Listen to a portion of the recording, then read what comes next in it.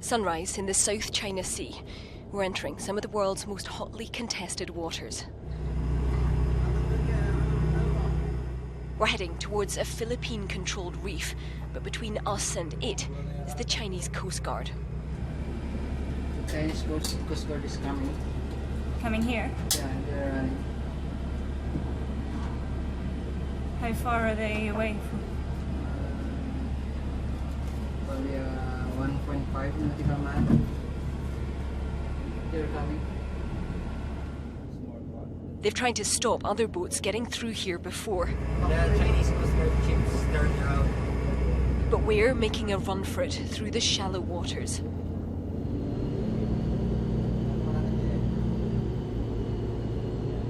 This is what we're trying to reach. It looks like a ghost ship, but this is an armed Philippine military position on this most remote of front lines. Philippine Navy, or the Sierra Madre. This is a Philippine vessel. Please come in. Some of the Marines set out towards us.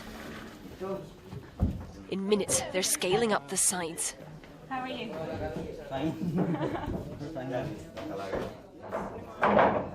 It turns out they're critically low on drinking water. Down to their last 100 litres. It's been 4 months since their last resupply. If you needed an illustration of the disparity of forces here, this is pretty much it. Alongside us, the rusting hulk of an outpost of the Sierra Madre, the deliberately grounded Philippines ship. It's manned by a small contingent of Marines, and this is where they are making their stand, determined to defend this reef. But all the while, circling them, just a very short distance away, a state-of-the-art Chinese Coast Guard cutter. The Sierra Madre served as a US tank carrier in the Second World War. She was run aground here by the Philippines in 1999 to guard their claim. But up close, her bow is splitting apart, crabs scuttling between the gaps.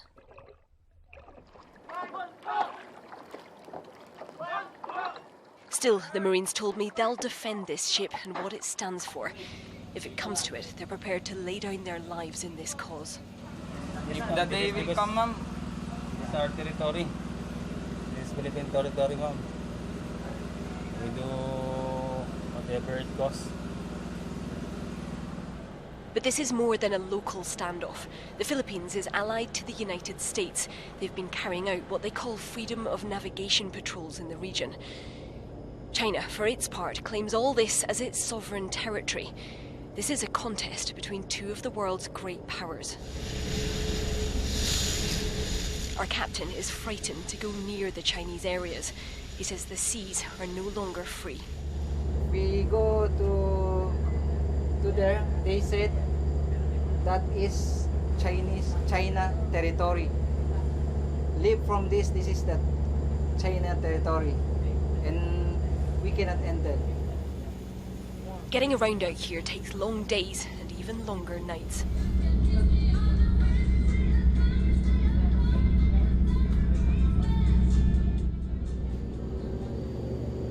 Finally, up ahead, the disputed island of Pagasa. In the Philippines, it means hope. The waters here are very shallow, far too shallow for our boat to come into, so we're having to do this last leg by these small, narrow boats.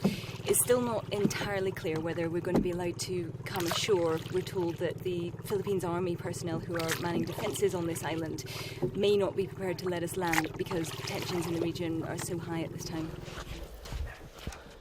It looks idyllic, but this is also a military base. Hey, no documenting yet. Okay. Still waiting for the approval of higher headquarters.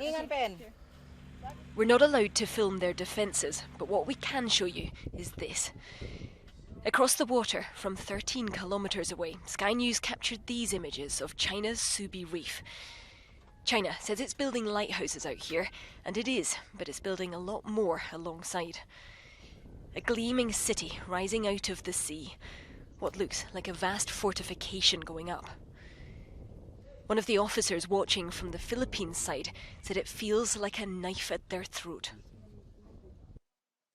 As the sun went down, the lights on Subi Reef came up. Whatever they're doing over there, they're doing it 24 hours a day. And it's going on at pace. In 2012, Subi Reef was almost entirely submerged. By September last year, it looked like this. Now, it has its own more than 3,000-metre runway, long enough to land any Chinese military plane. There he goes. The next morning, over their base, a Philippine military transport coming in to land.